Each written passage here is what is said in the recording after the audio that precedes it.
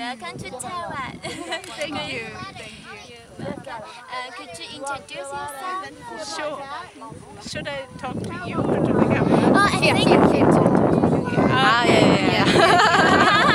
Okay, hi, my name is Liina Klauss. I'm a German-born artist and I live in Hong Kong since 7 years. And we've been coming to Taiwan a month ago and we really loved it here. So we decided to come back now. And I do artwork with things that I find on the beach in Hong Kong, and most of the things that I find are sadly rubbish and trash from people that either throw it out carelessly or there's different reasons why there's so much trash in the oceans nowadays. But I use this trash to make artwork like the one you can see here. You can use this one, it's okay, no problem. as we know you are an artist and a designer. When you change your work from fashion to environmental art installation? I was doing a very small series back in Europe, and then when I came to China there was a lot of mass production, and also I had the feeling that there's not that many designers needed because we have so many things already in our world and everything is over-designed, over-consumption. All of this is very obvious in Hong Kong, and so I guess it was a change of heart. And so I decided to do art and to bring out a message more than designing clothes. Yeah. What's your main subject for today? Ï淨灘佳樂水. The main. So I actually always start with the colors because I come from the background of a painter. So I always start out with the colors, but of course the things that I find are different on each beach that I go to.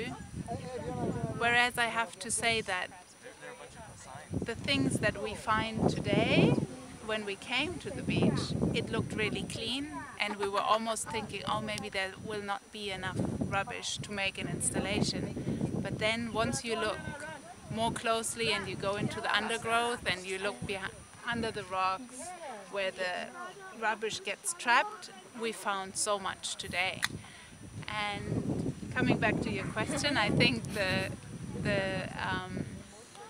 what was really, really nice to see today was all of you volunteers coming, and everyone was so passionate and was really engaged in doing this artwork, even though it was so hot, and we still managed to make a really big piece. So this is quite a big piece. So usually it's a little bit smaller because we're just, people are not as enthusiastic. So that was really, really nice. Thank you. And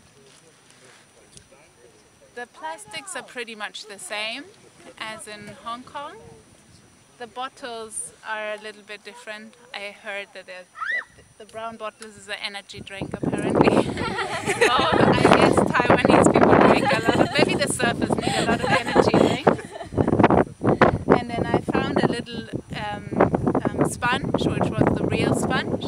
So that was exciting. So there's always some things that I find that I'm not used to back from Hong Kong. So that's nice to come here and just find the natural things. Always give me a lot of joy, and whereas the plastic, it's just sad to see, but it also tells a lot about how we live today and how we as humans, just everything is so convenient, right? And this is why we produce so much trash, and we have to change it.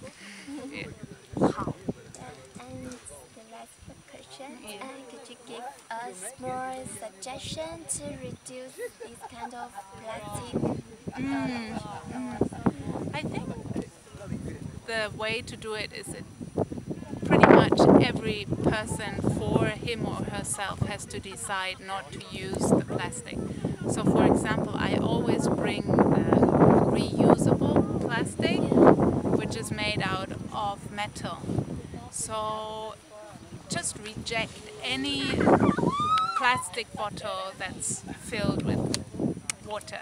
So that's already a very good start. And then from there you will get more aware. So the next time you buy a coffee, you're like, oh, there's a plastic lid on it. Maybe keep away the plastic lid. So already you're reducing a little bit more. And it's just about changing your perception, and then slowly, I think it will get better and better, because you're always reducing a little bit more. It's hard to reduce everything from the beginning. Start with something small and then just add a little bit more and a little bit more. That's the only solution I can find, I can think of. Everyone makes a difference.